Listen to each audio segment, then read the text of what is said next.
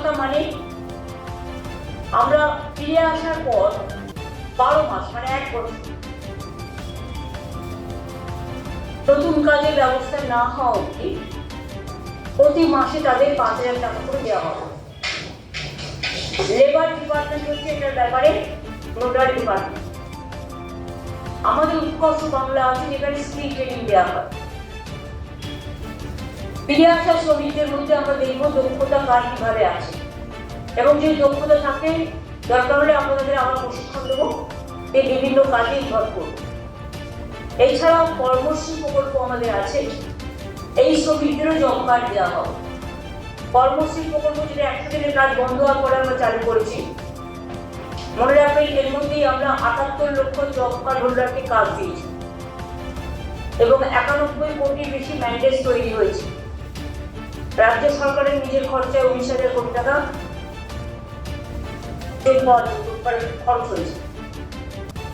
এছাড়াও আমাদের এখানে সেলফ এমপ্লয়মেন্টে নানা রকম অনেক সহজে লোন দেওয়ার ব্যবস্থা আছে। যেমন মাইনরিটি ডেভেলপমেন্ট কর্পোরেশন সংখ্যালঘু ভাই বোনকে ব্যবসার জন্য লোন দেয়।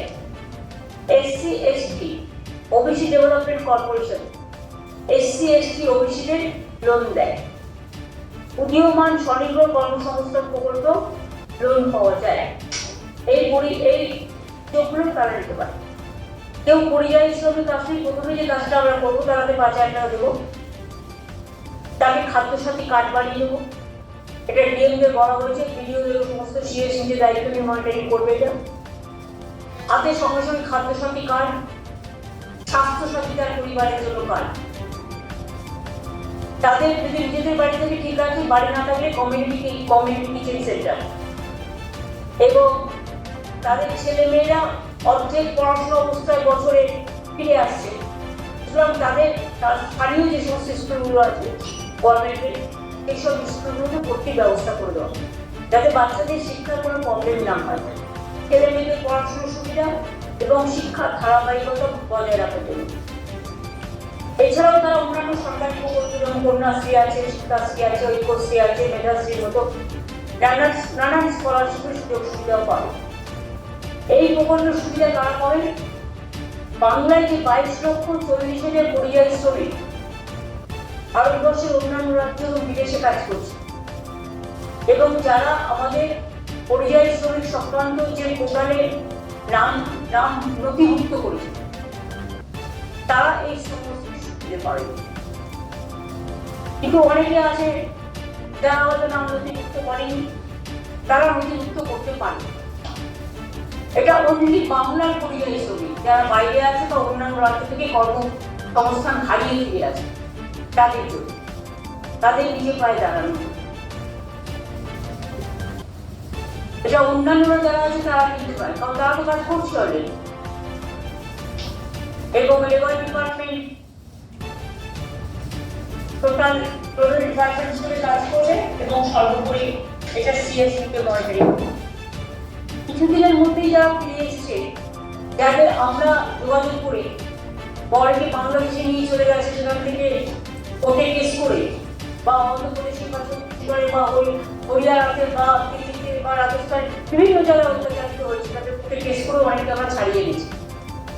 এর মধ্যে আমাদের প্রায় 2,730টা পরিবার আছে।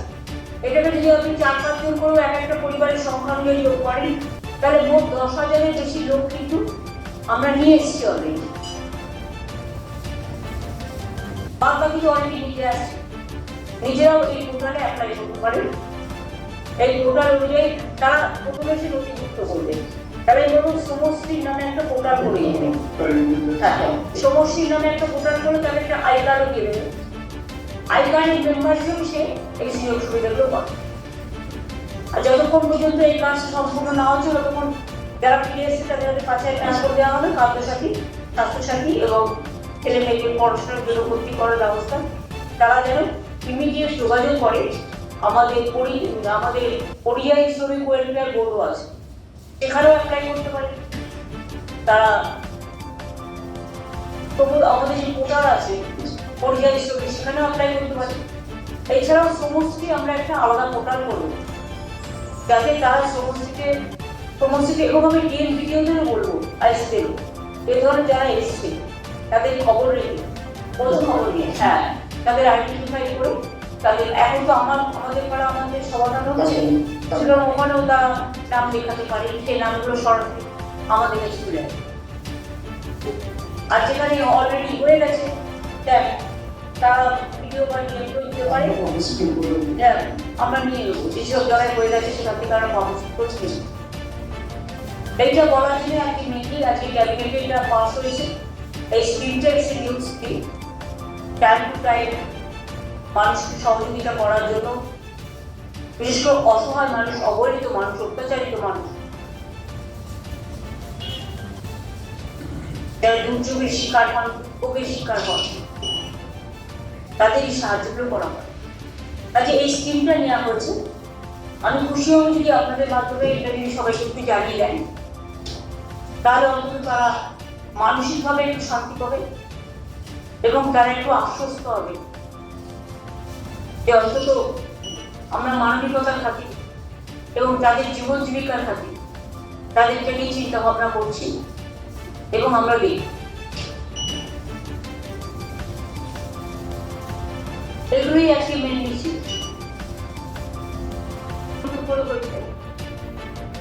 ওটাও ক্যাবিনেটে এসেছে।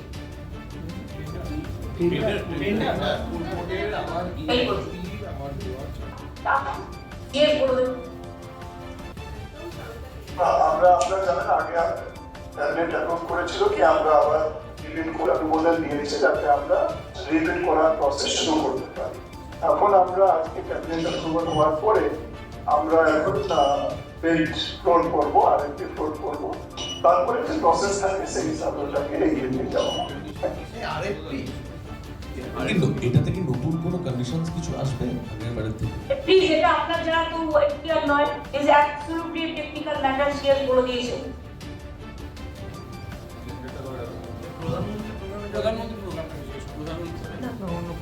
পরিযায়ী শ্রমিক যারা ফিরছেন তাদের কিন্তু প্রথমে একটা দিন একটা ৫,০০০ দেওয়া হবে, আর একটা জিনিস আপনি বললেন যে প্রতি মাসেও তাদের একটা সাহায্যের ব্যবস্থা করা হবে। আর 12 মাসের জন্য 1 বছর তাদের আমি যতক্ষণ পর্যন্ত তারা যদি কেউ কাজ পেয়ে যায় সেটা চিন্তা ভাবনা করা হবে। এর মধ্যে যদি কেউ কাজ না পায় তাহলে সে মাসে 5,000 টাকা করে পাবে, প্লাস খাদ্য সাথী, স্বাস্থ্য সাথী, ছেলে মেয়েদের ভর্তি, এগুলো সব করে দেওয়া হবে। এটা একটা ক্যাশ মানি একটা হাতে দেওয়া হচ্ছে যাতে মানে ব্যাংকে থেকেই পাবে, যেটা হচ্ছে তার ব্যাংকে কার্ডও হবে যাতে সে একটা নিজে পায় দাঁড়ায়। আচ্ছা, আপনাদের আমি আর একটা কথা বলতে অনুরোধ করব। আমার কাছে আজকে খবর এসেছে কল্যাণ নিয়ে সেন্ট্রাল গভর্নমেন্টের আন্ডারে তারা ভালো কাজ করুক, জায়গা জমি সহ আমরা দিয়েছি, অনেক সাহায্য করেছি, কিন্তু যখন উদ্বোধন করে তখন কিন্তু আমাদের জানায় না, আমাদের প্রয়োজন নেই, কাজ করার মধ্যে কর্তব্য আমরা করে দিয়েছি, জমিটা আমরাই দিয়েছি, তাই তো? কিন্তু ওরা কি করছে, মেন্টাল হেলথের নাম করে পরোক্ষভাবে এনআরসির নামে একটা সার্ভে করছে। আমি সমস্ত জনসাধারণকে আবেদন করব, যে কোনো সংস্থা যদি আপনাদের কাছে কোনো বাড়িতে কোনো ব্যাপারে সার্ভে করতে যায় তাহলে আপনারা স্টেট গভর্নমেন্টের কাছে কোয়ারি করে জেনে নেবেন। স্টেট গভর্নমেন্ট যদি কোনো সার্ভে কর্মীর উপরে আপনাদের জানিয়ে দেবে, কিন্তু স্টেট গভর্নমেন্ট এই দায়িত্বগুলো নেবে না। মেন্টাল হেলথ কটা থাকে, মেন্টাল হেলথের নাম করে বাড়ি বাড়ি সার্ভে করে একটা পার্টি হয়ে কাজ করা, ডাইরেক্ট পার্টি হয়ে করুক না, লোক নেই বলে বিভিন্ন এজেন্সির মাধ্যমে। আর এনসিকে আমি বলবো আপনারা ভালো করে কাজ করুন, রোগীদের সুস্থ করুন, আমরা আপনাদের অনেক সাহায্য করেছি, আগামী দিনেও করবো, কিন্তু দয়া করে এই খেলাটা খেলবেন না। স্টেট গভর্নমেন্টের নিজের মেন্টাল হেলথ ডিপার্টমেন্ট আছে, এটা স্টেট গভর্নমেন্ট করে, এটা আপনার কাজ নয়।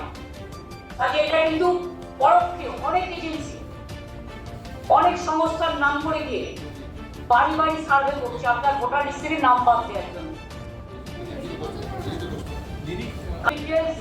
না, একমাত্র স্টেট গভর্नमेंटेর অফিशियल लोग ছাড়া। दीदी, क्योंकि पूरा देश में बंगाली जो माइग्रेंट लेबर है उनके ऊपर टॉर्चर्स हो रहा है, क्या इसी के प्रतिवाद में आप प्रधानमंत्री की जो प्रोग्राम है उसमें आप नहीं चाह रहे ऐसा सुनने में आ रहा है, मेट्रो का जो प्रोग्राम है? It's not related to your question.